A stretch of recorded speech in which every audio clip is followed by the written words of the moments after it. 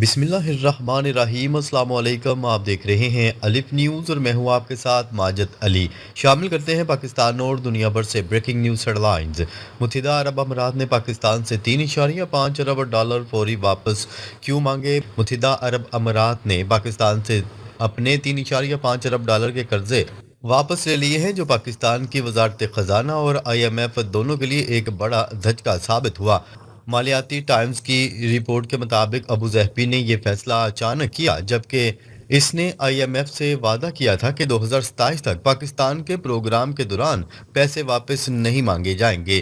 اس واپسی سے پاکستان کے مرکزی بینک کے ذخائر پر بڑا دباؤ پڑا، جو تقریباً 16 ارب ڈالر کے قریب ہیں۔ پاکستان نے سعودی عرب سے ملنے والی نئی سہولیات کی بدولت یہ رقم ادا کر دی ہے۔ ماہرین کا کہنا ہے کہ متحدہ عرب امارات کا یہ اقدام پاکستان کی ایران جنگ میں ثالثی سعودی عرب کے ساتھ قریبی تعلقات اور ایران پر حملوں کے جواب میں نرم رویے کی وجہ سے سامنے آیا ہے۔ اس سے پاکستان کی معاشی صورتحال مزید پیچیدہ ہو گئی ہے اور سعودی عرب پر انحصار بڑھ گیا ہے۔ فوجی بنیاد پر بھی جو متحدہ عرب امارات کے ساتھ پہلے والی قریبی تعلقات اب تبدیل ہوتے دکھائی دے رہے ہیں۔ یہ تبدیلی پاکستان کی خارجہ پالیسی اور معاشی مفادات کے لیے نئے چیلنجز پیدا کر رہے ہیں۔ متحدہ عرب امارات نے اسرائیل اور امریکہ کے ساتھ تعلقات مزید مضبوط کر لیے، اوپیک سے علیحدگی کا اعلان۔ متحدہ عرب امارات نے اوپیک سے علیحدگی کا اعلان کر کے سعودی عرب کی قیادت کو چیلنج کیا ہے اور امریکہ اور اسرائیل کے ساتھ اپنے تعلقات کو مزید قریب کرنے کا پیغام دیا ہے۔ اکانومسٹ کی رپورٹ کے مطابق ایران کے ساتھ حالیہ جنگ میں شدید نقصان اٹھانے کے باوجود متحدہ عرب امارات نے امریکہ اور اسرائیل پر تنقید کرنے کی بجائے ان کے ساتھ مزید قربت اختیار کی۔ اس اقدام سے اوپیک کمزور ہوا، جبکہ متحدہ عرب امارات اپنی معیشت کو تیل کے علاوہ امریکہ کے ساتھ تجارت، ٹیکنالوجی اور سرمایہ کاری میں مضبوط کرنا چاہتا ہے۔ خیال ہے کہ یہ متحدہ عرب امارات کی اسٹریٹجک سوچ 2015 سے تیار ہو رہی تھی، لیکن ایران جنگ نے اسے تیز کر دیا۔ سعودی عرب کے ساتھ GCC کے اندر پرانی قیادت اب ٹوٹتی نظر آ رہی ہے۔ متحدہ عرب امارات اب اسرائیل اور امریکہ کو اپنی سیکیورٹی کا ضامن سمجھ رہا ہے۔ اس تبدیلی سے مشرق وسطیٰ کے پاور ڈائنامکس بدل رہے ہیں اور پاکستان سمیت خطے کے ممالک کو نئی حقیقت کا سامنا کرنا پڑے گا۔ پاکستان سعودی عرب پر زیادہ انحصار کرنے لگا، معاشی و اسٹریٹجک خطرات بڑھ گئے۔ پاکستان کے مرکزی بینک کے تقریباً 16 ارب ڈالر کے ذخائر میں سے آدھے سے زیادہ سعودی عرب کے پاس ہیں، جس سے پاکستان کی معاشی صورتحال خطرناک حد تک غیر مستحکم ہو چکی ہے۔ متحدہ عرب امارات سے 3.5 ارب ڈالر واپس کرنے کے بعد سعودی عرب نے رول اوور سہولت دی، لیکن یہ عارضی مدد ہے۔ سعودی عرب کے ساتھ دفاعی معاہدے کے تحت پاکستان نے اپنی ایئر فورس کے اسکواڈز اور ہزاروں فوجی مشرقی سعودی عرب میں تعینات کر دی ہیں۔ یہ اقدام ایران کو وارننگ کے طور پر کیا گیا، لیکن جنگ کے نتیجے میں سعودی عرب کی اپنی مالی مشکلات بڑھ گئی ہیں، اس لیے پاکستان کو بڑی سرمایہ کاری کی امید کم ہو رہی ہے۔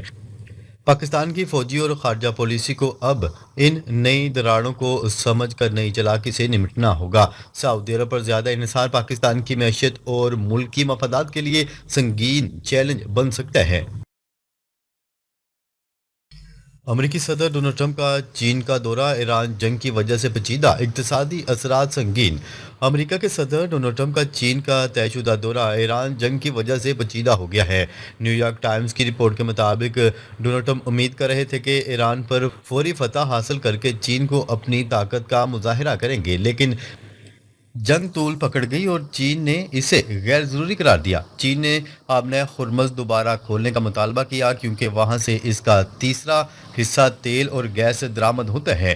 ڈونلڈ ٹرمپ کی ٹیم سمجھتی تھی کہ ایران جنگ چین کے لیے وارننگ ثابت ہوگی، مگر الٹا ہوا۔ اب مئی میں ہونے والی ملاقات میں اقتصادی اثرات، تیل کی قیمتوں اور جنگ کا عالمی بحران مرکزی موضوع ہوگا۔ ایران جنگ پر امریکی کانگریس میں تنازع۔ امریکہ کے ڈیفنس سیکرٹری پیٹ ہیگزت نے کانگریس کو بتایا کہ ایران کے ساتھ سیز فائر کی وجہ سے 60 دن کی وار پاورز کی حد خود بخود بڑھ گئی ہیں اور کانگریس منظوری کی ضرورت نہیں۔ واشنگٹن پوسٹ اور دیگر ذرائع کے مطابق یہ بیان قانون کے ماہرین نے مسترد کر دیا۔ 60 दिन मुकम्मल होने पर अब सवालात उठ रहे हैं कि जंग कब खत्म होगी और डोनाल्ड ट्रंप इंतजामिया के असल इरादे क्या हैं। पीट हेग्जिथ ने डेमोक्रेट्स पर ईरान की हमायत का इल्जाम लगाया, जबकि इंतजामिया दावा कर रही है कि ईरान को शदीद नुकसान पहुंचा दिया गया है। दूसरी तरफ ईरान के सुप्रीम लीडर ने बयान दिया कि खलीज फार्स का मुस्तकबिल अमेरिका के बगैर होगा। ये तनाज़ा अमेरिकी अंदरूनी सियासत और ईरान पॉलिसी दोनों को पेचीदा बना रहा है। डोनाल्ड ट्रंप इंतजामिया की ये नई कानूनी तशरीह नई बहस का बायस बन गई है। मुत्तहिदा अरब अमीरात ने ओपेक प्लस छोड़ दिया, भारत इसे अपनी बड़ी फतह करार दे रहा है।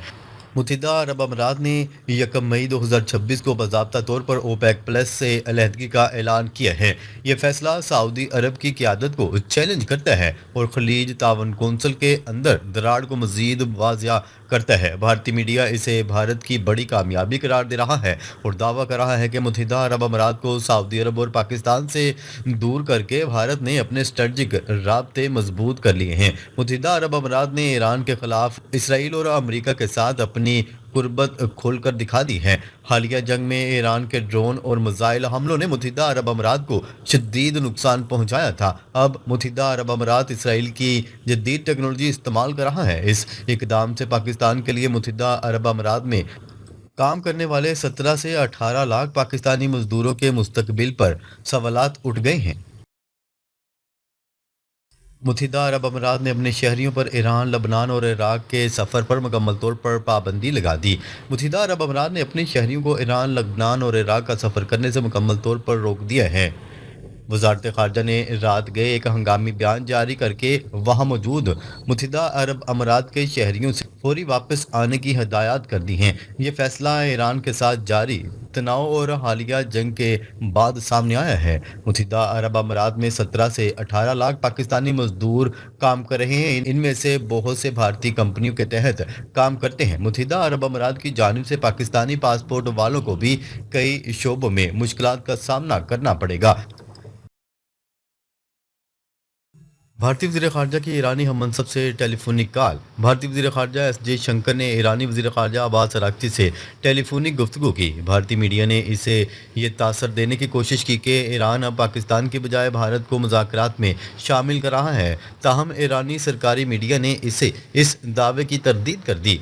असल हकीकत यह है कि भारत यूरिया, पेट्रोल, डीजल और गैस की शदीद किल्लत और महंगाई का शिकार है। भारतीय वज़ीर ख़ारजा का फ़ोन इसलिए किया गया था कि ईरानी पानियों से भारतीय टैंकर्स को महफूज गुजरने की ज़मानत मिल सके। दूसरी तरफ पाकिस्तान का एक टैंकर खैरपुर भी हाल ही में गुजर चुका है। भारतीय मीडिया ने इस आम फ़ोन कॉल को बड़ा सियासी मोड़ बनाकर पेश किया, जो हकीकत से दूर है। अमेरिकी सदर डोनाल्ड ट्रंप का ईरान की फुटबॉल टीम को वर्ल्ड कप खेलने की इजाज़त देने का इशारा। अमेरिका में होने वाले फुटबॉल वर्ल्ड कप में ईरान की टीम की इस शिरकत के हवाले से डोनाल्ड ट्रंप ने मस्बत बयान दिया है। उन्होंने कहा है कि फीफा के सदर इनके दोस्त हैं और ईरान की टीम खेल सकती है। ईरान के मैचेस 15, 21 और 26 जून को शेड्यूल हैं। ये बयान हालिया तनाव के बावजूद कुछ नरम रवैये का इशारा है। 1998 में फ्रांस वर्ल्ड कप में ईरान ने अमेरिका को एक के मुकाबले में 2 गोल से हराया था। डोनाल्ड ट्रंप ने यह भी कहा है कि अगर ईरान अच्छी टीम है तो वो जीत भी सकता है। इसराइल को अमेरिकी असला सप्लाई में इजाफा। अमेरिका ने इसराइल को बड़े पैमाने पर फौजी साजोसामान फराहम किया है। रिपोर्ट्स के मुताबिक हज़ारों टन असला और गाड़ियाँ इसराइल पहुंच चुकी हैं। ये सप्लाई ईरान के साथ मुमकिन तसादम के तनाज़ुर में देखी जा रही है। इसमें गोला बारूद, बख्तरबंद गाड़ियाँ और दीगर साजो सामान शामिल हैं। अमरीकी हमायत इसराइल की दफाई पोजीशन को मजबूत बना रही है। माहरीन इसे जंगी तैयारियों का वाज़ह इशारा करार दे रहे हैं। खित्ते में ताकत का तवाज़ुन मज़ीद बिगड़ सकता है। ये पेशरफ्त सफारती हल के इम्कानात को कमज़ोर कर रही है। अमेरिका ईरान के खिलाफ फौजी ऑप्शंस पर गौर करने में मसरूफ़, फैसला कुन मरहला करीब। अमेरिका ईरान के खिलाफ मुख्तलिफ फौजी मनसूबों पर गौर कर रहा है। इनमें महदूद हमले, तनसीबात को निशाना बनाना और खसूसी ऑपरेशंस शामिल हैं। एक ऑप्शन आबने हुर्मुज़ के कुछ हिस्सों पर कंट्रोल हासिल करना भी शामिल है। अमरीकी कमांडर्स अमरीकी सदर डोनाल्ड ट्रंप को इन मंसूबों पर ब्रीफिंग दे रहे हैं। मकसद ईरान को दोबारा मुज़ाकरात पर मजबूर करना बताया जा रहा है। ताहम ईरान की सख्त पोजीशन ने डेडलाइन पैदा कर दी है। कांग्रेस और फौजी क़यादत में भी इख्तलाफात सामने आ रहे हैं। यह सूरत हाल किसी बड़े तसादम की तरफ इशारा कर रही है। चीन में अवाम और बैंक बड़े पैमाने पर सोना खरीद रहे हैं। अमरीकी चैलेंज बढ़ने लगा। चीन में एक अजीबो गरीब सूरत हाल पैदा हो गई। चीन का सेंट्रल बैंक पिछले 15 माह से मुसलसल सोना खरीद रहा था। अब आम चीनी अवाम भी बड़े पैमाने पर सोना खरीदने लगी है। लोग अपनी प्रॉपर्टी बेचकर बैंकों से पैसा निकाल कर बरह रास्त सोना खरीद रहे हैं। अरबों डॉलर मालियत का सोना चीनी अवाम ने हाल ही में खरीदा है। लोग ना तो प्रॉपर्टी में सरमायाकारी कर रहे हैं और ना ही स्टॉक मार्केट में, वो सिर्फ सोना खरीद रहे हैं क्योंकि उन्हें यकीन है कि आने वाले दिनों में सोने की कीमत बहुत बढ़ने वाली है। ये रुझान चीन की हुकूमत की हिकमत अमली से मुताबिकत रखता है। चीन सोने को अपनी नई करेंसी के पीछे बैकअप के तौर पर इस्तेमाल करना चाहता है। यह सूरत हाल अमरीका के लिए बहुत बड़ा चैलेंज बन गई है क्योंकि चीन की अवाम और हुकूमत दोनों एक ही सीमत में बढ़ रहे हैं। नाजरीन, अब तक के लिए इतना ही। मजीद खबरें लेकर बहुत जल्द आपकी खिदमत में हाजिर होंगे। तब तक के लिए अपना ख्याल रखिएगा। अल्लाह निगहबान।